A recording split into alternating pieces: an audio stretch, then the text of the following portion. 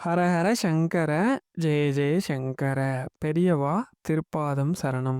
முடியவே முடியாத பல பிரச்சனைய உடனே முடிவுக்கு கொண்டு வரக்கூடிய விநாயகர் யமகண்ட வழிபாடு ஒன்று இருக்கு. இதை பண்ணுனா எப்படிப்பட்ட தீராத கடன், வட்டி பிரச்சனை இதெல்லாம் உடனே தீரும்.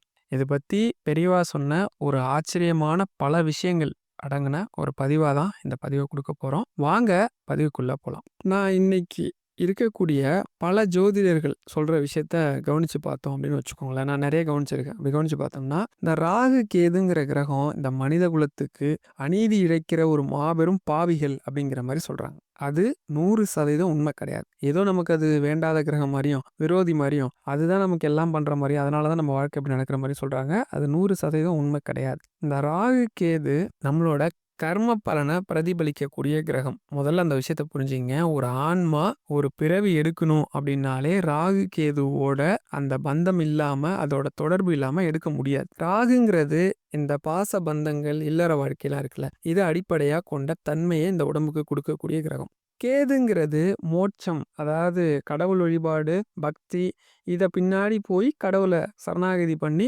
இறைவனை இரண்டோர கலந்துடுறதுன்னு சொல்றோம் பார்த்தீங்களா? நம்ம அவருடைய ஐக்கியமாகிறத இந்த உடம்புக்கு உணர்த்தக்கூடிய கிரகம். இவ்வளவுதான். இது ரெண்டுமே இல்லாம யாரும் பிறக்கவும் முடியாது, யாரும் இறக்கவும் முடியாது. அதை மறந்துட்டு நம்ம செய்யாத ஏதோ தப்பு அவங்க 2 பேரும் நமக்கு கொடுத்து அதனால நம்ம தண்டனை அனுபவிக்கிற மாதிரி சொல்றாங்க. அது உண்மை இல்லை. அதை நீங்க நம்ப வேண்டாம். ஏன் இந்த ராகு கேதுவை பத்தி இப்ப இங்க சொல்றேன் அப்படின்னா, பொதுவா ராகு காலத்திலயும் யமகண்டத்திலயும் நம்ம எந்த விஷயத்தையும் செய்யறது கிடையாது. ஏன்னா ஒரு ராகு காலத்துல ஒரு விஷயத்த தொடங்குறீங்கன்னு வச்சுக்கோங்களேன், ஒரு வீடு கட்ட தொடங்குறீங்கன்னா ராகு அதை இழுத்துக்கிட்டே போகும்னு சொல்லுவாங்க. அது உண்மைதான், இழுத்துக்கிட்டே போகும். இப்போ நீங்க வீடு கட்ட ஆரம்பிக்கிறீங்க, ஒரு 5 மாசத்துல முடிச்சிருவீங்கன்னா அது 5 மாசம்லாம் முடியாது, சில வருடங்கள் கூட ஆகலாம். அந்த அளவுக்கு இழுக்கக்கூடிய கிரகம். அதே யமகண்டத்துல ஒரு விஷயத்த நீங்க பண்றீங்க அப்படின்னா உடனே தடையவோ இல்ல அந்த விஷயமே உங்களுக்கு நடக்காம போகவோ இல்ல அந்த விஷயத்துல இருந்து உடனே உங்களை வெளியில கொண்டு வந்துடும். உதாரணத்துக்கு சொல்லணும் அப்படின்னா, நீங்க ஏதோ ஒரு நல்ல காரியத்தை தொடங்குறீங்கன்னு வச்சுக்கோங்களேன். அந்த நல்ல காரியத்துக்கு உடனே தடையை கொண்டு வந்துடும். இல்லைன்னா அந்த நல்ல காரியத்துக்கும் உங்களுக்குமான பந்தத்தை ரொம்ப சீக்கிரத்திலே முடிச்சு விட்டுரும். அது இன்னும் தெளிவா சொல்லணும் அப்படின்னா, கேதுவை பொறுத்த அளவுக்கு ரொம்ப இருக்கிறதுலே நல்ல கிரகம் கேது. ஏன் அப்படின்னா, இந்த மனிதன் இல்ல எல்லா ஆன்மாவுமே முக்தியை நோக்கி பயணம் பண்றதுக்கு இந்த இல்லற வாழ்க்கை, இந்த பாச பந்தத்தெல்லாம் ஒரு குறிப்பிட்ட ஸ்டேஜுக்கு அப்புறம் அறுத்து விட்டுட்டு கடவுளை மட்டுமே நமக்கு சிந்தனை கொண்டு வந்து அவரை மட்டுமே போதிக்கக்கூடிய கிரகம். எல்லாருமே இறைவனோட கலக்கணும் அப்படிங்கிறது தான் அதோட நோக்கம். இதுதான் நம்ம எடுக்கிற ஒவ்வொரு பிறவியோட நோக்கமும். அதை உணர்த்தக்கூடிய கிரகம். அதனால அது என்ன பண்ணும், நீங்க இந்த பாச பந்தம் தொடர்பான ஏதாவது ஒரு விஷயத்தை அந்த நேரத்துல தொடங்குறீங்க, இல்ல ஏதோ இல்லற வாழ்க்கை, சுகபோகமான வாழ்க்கையை தொடங்குறீங்கன்னா அதை என்ன பண்ணி விட்டுரும், உடனே ஒரு தடையை ஏற்படுத்திடும். இல்லைன்னா அதுக்கும் உங்களுக்குமான அந்த பந்தத்தை உடைச்சு விட்டுரும். ஆனா பெரியவா பெரியவா வாயால அவங்க அந்த இனிமையான அந்த குரல், அந்த தெய்வ கானம்னு சொல்லுவாங்க பார்த்தீங்களா, அதெல்லாம் தாண்டின அவங்கள அந்த அந்த ரம்யமான குரல்ல ஒரு சொற்பொழிவு யூடியூப்லேயே இருக்கு, நிறைய இருக்கு. அதுல விநாயகரை பத்தி சொல்லியிருக்கிறாங்க. என்ன சொல்லியிருக்கிறாங்கன்னா, நான் எத்தனையோ பிரதேசங்கள்லாம் போயிருக்கேன், அதாவது மாநிலங்கள்லாம் போயிருக்கேன். தமிழ்நாட்டில் இருக்கிற மாதிரி விநாயகர் எங்கேயுமே கிடையாது. இந்த அளவுக்கு தெருவுக்கு தெரு அரச மரத்தடி, ஆலமரத்தடின்னு இந்த மாதிரி எந்த மரம் குளக்கரை ஆற்றுலலாம் நான் பார்த்ததே கிடையாது. அவ்வளவு இருக்க காரணம் அவ்வை பாட்டி தான் அப்படின்னு சொல்லிட்டு, விநாயகர் கிட்ட நம்ம எந்த வச்சாலும் உடனே திருப்பி நடந்துரும், எதை கேட்டாலும் கொடுத்துருவார், ரொம்ப நல்லவர், ரொம்ப பிள்ளை மனசுக்காரன்னு சொல்லுவாங்க. அதே மாதிரி விநாயகர் அகவலுக்கு அர்த்தம் தெரியுதோ தெரியலையோ எல்லாரும் படிக்கணும். ஒரு நாள் அதுக்கு அர்த்தம் நமக்கே புரிய வரும் அப்படின்றதையும் சொல்லியிருப்பாங்க.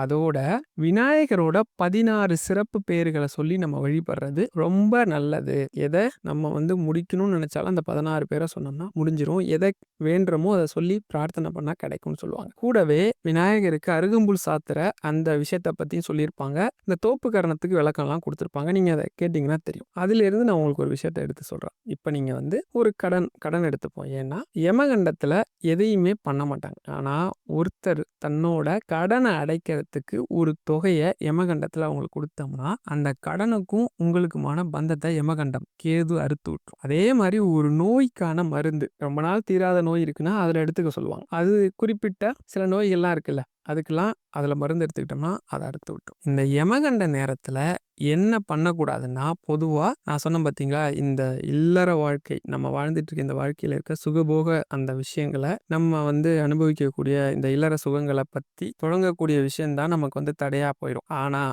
அவரோட வழியான ஆன்மீக வழி இருக்கு பாருங்க. நீங்கள் இப்போ ஒரு மூச்சு பயிற்சி நீங்கள் பிராக்டிஸ் பண்ண போறீங்கன்னா யமகண்டத்துல தொடங்கலாம். ஏதோ ஒரு பக்தி நூல படிக்க போறீங்க, தாராளமா யமகண்டத்துல தொடங்கலாம். ஒரு சொற்பொழிவு கேட்குறீங்க, யமகண்டத்துல தொடங்கலாம். ஒரு சொற்பொழிவு சொல்லப் போறீங்க, யமகண்டத்துல தொடங்கலாம். அதே மாரி ஒரு கடவுள் வழிபாடு பண்றீங்க, ஒரு தோஷம் போகணும், யமகண்டத்துல பண்ணலாம். நீங்க வேணும்னா, நான் உங்களுக்கு ஒரு ஒரு சேலஞ்சாவே சொல்றேன். இது வந்து செஞ்சு பாருங்க. ஏதோ ஒரு கடனுக்கு ஒரு நபருக்கு ஒரு வெள்ளிக்கிழமையில வர யமகண்டம், இல்லன்னா செவ்வாய்க்கிழமையில வர யமகண்டம், ஞாயித்துக்கிழமை. இது எல்லாமே பணம் சம்மந்தப்பட்டு இருக்கிறதால, நீங்க வெள்ளிக்கிழமை இருக்கிற யமகண்டம் 3 to 4:30 வரும். அதுல ஒரு நபருக்கான ஒரு குறிப்பிட்ட தொகைய, ஒரு சின்ன அமௌண்ட்ட அவர்ட்ட குடுத்துட்டீங்கன்னா, வெகு சில நாட்கள், விரல் விட்டு எண்ணக்கூடிய நாட்கள்லயே உங்க கடன், அந்த வட்டி பிரச்சனை இருந்தா அடைஞ்சிரும். இந்த சமயம் நீங்க விநாயகர் கிட்ட வழிபாடு பண்ணீங்கன்னா, இந்த மாரி அந்த பணப்பிரச்சனையோ, இல்ல ஒரு நோயோ, இல்ல வட்டியோ, உங்களுக்கு எது வந்து முடியாம இழுத்துக்கிட்டு இருக்கிற ஒரு பிரச்சனைய யமகண்ட நேரத்துல 90% கோவில் யமகண்ட நேரத்துல தொறந்திருக்காது. அதுவும் நான் சொல்ற வெள்ளிக்கிழமைலலாம் தொறந்தே இருக்காது. உடனே நான் வந்து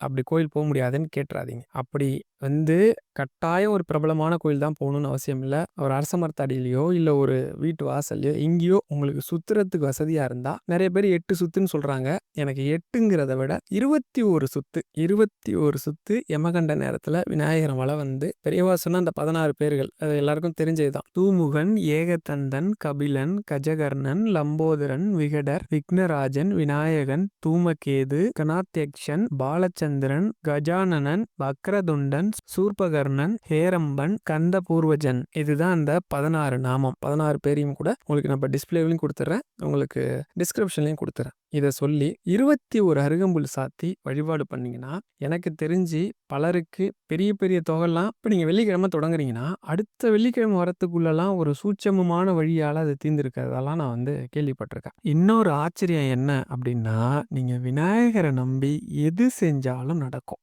நம்மளோட ஒரு சப்ஸ்கிரைபர் போட்ட ஒரு விஷயத்த நான் உங்களுக்காக படிச்சு காட்டுறேன். "அண்ணா, நான் விநாயகர் பரிகாரம் ஒண்ணு பண்ணுனேன். நான் மனசுல நினைச்சு செய்தது."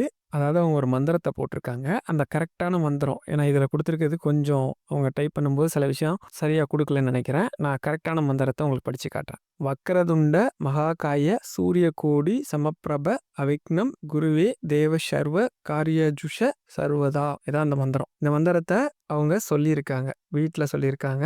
9 நாள். அதுக்கப்புறம் 9வது நாள் கோயில் போயி மோதகம்னு சொல்லக்கூடிய கொழுக்கட்டைய குடுத்து வேண்டியிருக்காங்க. 2 கிழமைகள்ல 5 வருஷமா விக்காம இருந்த எங்களோட வீட்டு மனை விற்பனையானது அப்படின்னு போட்டிருக்காங்க. எங்களோட கடன் அனைத்தும் முடிஞ்சுது அப்படின்னு போட்டிருக்காங்க. இப்ப மிகவும் மகிழ்ச்சியாக இருக்கேன். விநாயகரை பார்க்க செல்வது வழக்கமாகியது. அத விட இன்னொரு விஷயம் அழகா மென்ஷன் பண்ணியிருக்காங்க. நான் வேற மதம், ஆனாலும் விநாயகர் உதவி செஞ்சார். எப்போதும் உதவி செய்கிறார். நீங்க யாரா இருந்தாலும், நீங்க தெரிஞ்சு செஞ்சாலும், தெரியாம செஞ்சாலும், உங்களுக்கு அது முறையே தெரியல, தப்பு தப்பா பண்ணா கூட அவரோட அனுகிரகம் கிடைக்கும். அதுதான் விநாயகர். இதுல ரொம்ப முக்கியமான விஷயம் என்ன அப்படின்னா, நீங்க வந்து யமகண்டத்துல என்னால கோவில்லாம் போ முடியாது. வீட்ல இருக்கிறேன், இல்ல வேலை பார்க்குறேன் அப்படின்னா என்ன பண்ணலாம் அப்படின்னா, அந்த யமகண்ட நேரத்துல நீங்க பிரார்த்தனை பண்ணா போதும். விநாயகரோட 16 பேர சொல்லலாம். அகத்திய பெருமான் சொன்ன மந்திரம் நான் சொல்லியிருக்கிறேன். காரிய சித்தி மந்திரம் சொல்லியிருக்கிறேன். அதுக்கப்புறம் பார்த்தீங்கன்னா, விநாயகருக்கு எத்தனையோ தமிழ் மந்திரங்கள் அருமையானது இருக்கு. விநாயகர் அகவல் இருக்கு. அது மாரி எத்தனையோ இருக்கு. நீங்க போயிட்டு நம்ம சேனல்ல சொன்னது மட்டும் இல்ல. நீங்க கூகுள்ல குடுத்தாலும் வரும்.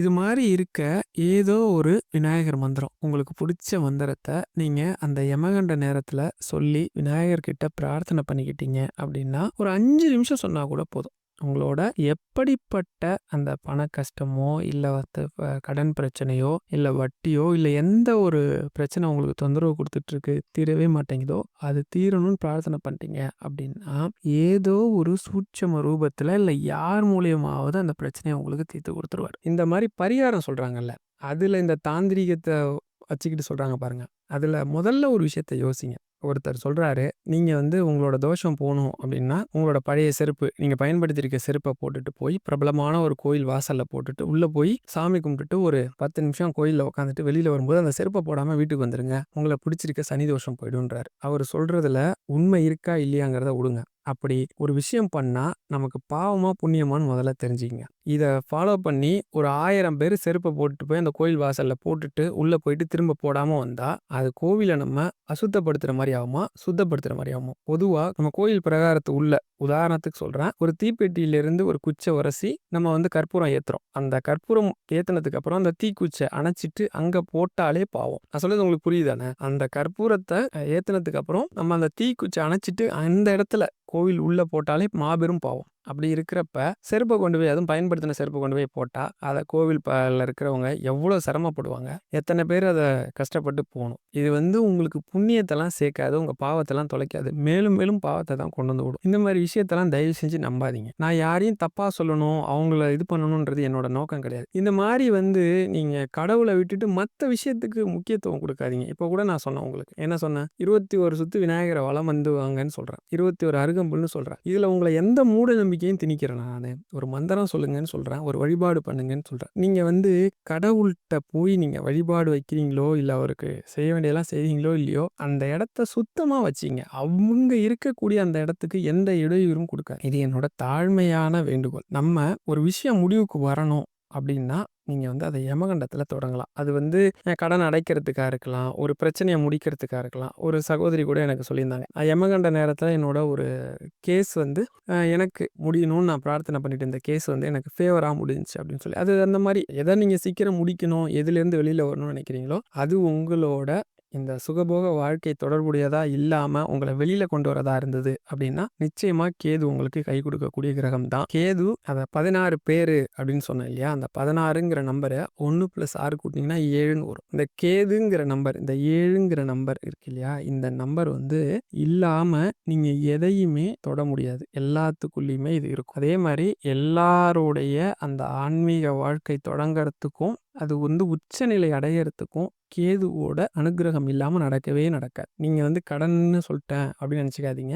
வேற எதுக்கு வேணும்னாலும் நீங்கள் இதை எடுத்துக்கலாம். ஏன்னா நிறைய பேர் கடன்னு கேட்டதால் இதை சொல்லியிருக்கேன். நிச்சயமாக முயற்சி பண்ணி பாருங்கள். எல்லா நாளில் வர யமகண்டத்துலேயும் கூட நீங்கள் கோவில் போய் பண்ணலாம். நான் வெள்ளிக்கிழமைன்னு சொல்லிட்டேன், இல்லை ஞாயிற்றுக்கிழமைன்னு சொல்லிட்டேன்னு எடுத்துக்காதீங்க. வெள்ளிக்கிழமைனா சுக்கிரனோட ஆதிக்கம் நிறைஞ்ச நாள். அன்னைக்கு பணம் சம்பந்தப்பட்ட முடிவுகளுக்கு நம்ம ஒரு முடிவை தேடலாம். அதனால தான் வெள்ளிக்கிழமைன்னு சொல்லியிருக்கேன். எப்போவுமே ஒரு நாளுக்குரிய நாதன் இருப்பார் இல்லையா, நாளுக்குரிய கிரகம், அதோட ஆதிக்கம் அதிகமாக இருக்கும். அதுலேயும் இந்த சுக்கிரன் ராகு கேதுக்கு உற்ற நண்பன். அதனால ரொம்ப க்ளோஸ் அவங்கலாம். அதனால அந்த கிரகமும் இந்த கிரகத்தோட அந்த இதுவும் ஒரே மாதிரி இருக்கும். அதை தான் உற்ற நண்பன் சொல்கிறோம். அதனால அந்த நாள் சிறப்பானது அப்படின்னு சொல்லுவோம். அதே மாதிரி நீங்கள் ஞாயிற்றுக்கிழமையில அந்த ராகு அடிப்படையாக கொண்ட துர்க்கை வழிபாடு பண்ணீங்கன்னாலும் இதே கடன் பிரச்சனை முடிவுக்கு வரும். நீங்கள் எந்த பிரச்சனையை எடுத்தாலும் அது முடிவுக்கு வரும். ராகுக்கு செவ்வாய் இன்னும் உத்தமமான நாள் ஆனால் கூட நீங்கள் ஞாயிற்றுக்கிழமையை தேர்ந்தெடுத்துக்குங்க. ஞாயிற்றுக்கிழமை ராகுக்கு வழிபாடு. இப்போ நீங்கள் ராகு சம்மந்தப்பட்ட பிரச்சனை ஏதாவது இருக்குது, தோஷம் இருக்குது அப்படின்னா, இல்லை ராகு சம்மந்தப்பட்ட ஒரு விஷயம் இழுத்துக்கிட்டே போகுது உங்களுக்கு அப்படின்னா, அன்னைக்கு ராகு காலம் வரும் இல்லையா,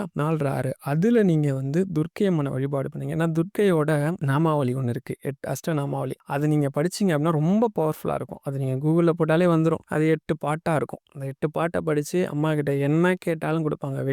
வெற்றிக்கான தெய்வம் அவங்கள்ட்ட எதை கேட்டாலும் வெற்றி அடையும். அதனால ராகுவால் தொந்தரவு அனுபவிச்சுட்டு இருக்கீங்கன்னா அதை நீங்கள் ஃபாலோ பண்ணலாம். கேதுவால் தொந்தரவு அனுபவிக்கிற எல்லாருமே விநாயகரோட காலை பிடிச்சிக்கோங்க. நிச்சயமாக இதுக்கு முடிவு கிடைக்கும். ஹர ஹர சங்கர, ஜெய ஜெய சங்கர.